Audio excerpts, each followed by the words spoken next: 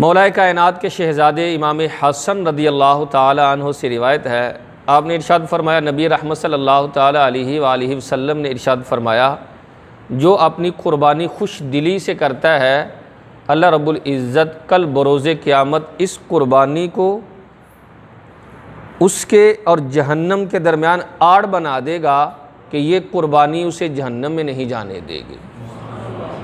खुश दिली पैदा किया करें। कुर्बानी के मामलात में ज़ौक़ होना चाहिए, कुर्बानी के मामलात में शौक़ से काम लेना चाहिए। जैसे मंडी में जाएं तो शौक़ से जानवर देखें, शौक़ का इजहार करें। ये नहीं मंडी जाना तो चेहरा उतर जाए, यार मंडी तो बुरा हाल होता, उत्थे तो बंदा चल चल के ही रह जाता, कोई नहीं समझ आती, हाँ जी यार मंडी ना ना। शौक़ का इजहार करें भाई। आपका ये जानवर ख़रीदना, लेना, लेकर आना, फिर कहना नहीं यार इतने दिन पहले के लिए आके करना है, पट्ठे किने पाने, पानी किने डालना, उन्होंने ये मुसीबत है। ना ना यार, ये शौक़ का इजहार करें, खुश दिली का इजहार करें। आपके चेहरे से नुमाया हो कि आप कुर्बानी का जानवर ख़रीदने जा रहे हैं और आपको ये खुशी है, और लाकर जब उसको चारा डाल रहे हैं, उसको पानी पिला रहे हैं, इसके ऊपर भी खुशी का इजहार हो कि यार ये वो जानवर है जिसने अनकरीब अल्लाह की राह में पेश होना है, मैं उसकी खिदमत कर रहा हूँ। और बाकायदा हदीस में है, सरकार ने फरमाया इस जानवर की खिदमत करना भी तुम्हारे लिए सवाब है। आप इबादत कर रहे हैं यार, आप सवाब का काम कर रहे हैं और आपका चेहरा उतर जाता है, आप जो है वो अजीब अंदाज इख्तियार कर लेते हैं। तो ऐसा नहीं होना चाहिए। कुर्बानी वाले मामलात में सबसे पहले तो अपने जहन के अंदर शौक़ पैदा करें। हमारे यहाँ ना आहिस्ता आहिस्ता शौक़ ख़त्म होता जा रहा। बच्चों को है, और जो बड़ा हो जाता ना वो कहता है बच्चों लिए शौक है, साढ़े लिए की यार, सानू पता कुर्बानी लिया के हिफाजत करना कितना औखा काम है। ना ना, सबसे पहली बात तो ये कि कुर्बानी का शौक़ पैदा करें, और दूसरी चीज़ ये कि कुर्बानी का असल मकसद याद रखें। कुर्बानी का ये जानवर तो फिदिया है।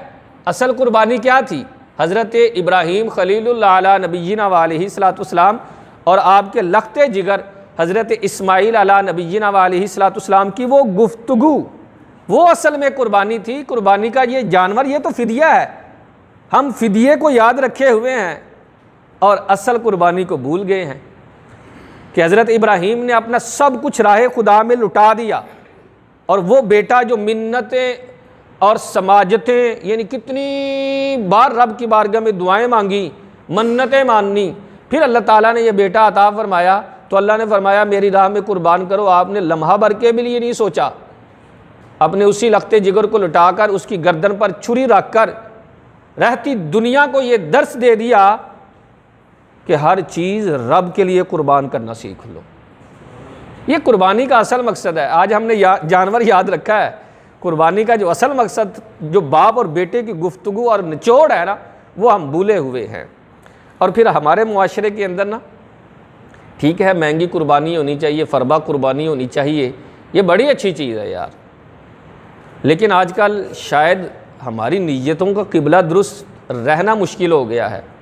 ये 10 लाख का जानवर लेकर आ रहा हूँ जी, ये 20 लाख का जानवर बिका है जी, इसका जी 25 लाख का जानवर बिका है।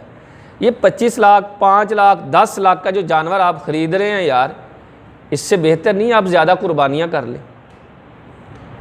जो आप 10 लाख का एक जानवर लेकर आए हैं, उसके अंदर 3-4 जानवर ले आए। कुर्बानी का ये मकसद है। ये कभी मकसद नहीं हुआ कि जनाब लोगों को पता चले कि जनाब मौसूफ हज़रत कुर्बानी करते हैं, तो पता चलता है इनका जानवर देखने लोग दूर दूर से आते हैं।